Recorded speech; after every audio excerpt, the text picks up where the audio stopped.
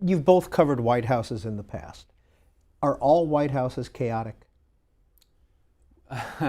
No, I think the level of chaos described not only in this book but by others who cover the White House and who are watching this White House closely is not something that we've seen in many White Houses before. I've only have two to my resume, the President Obama's White House and President Trump's. They're certainly vastly different, the two of them.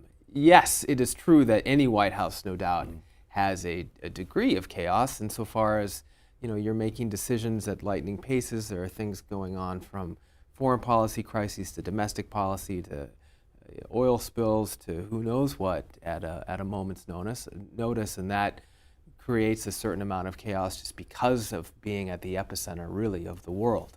But that's kind of a different chaos from what this book describes and from what we have seen in terms of how President Trump governs and how he deals with the people around him. I wouldn't use the word chaos necessarily. I think every White House has an air of crisis because things don't get to the White House unless they're a problem or they can't get resolved someplace else or they've just blown up. And certainly there's a regular air of crisis around any White House. I think the difference is the speed of the crises seems to have picked up. The intensity and the regularity of crises seems to be a completely different characteristic of this White House versus other ones.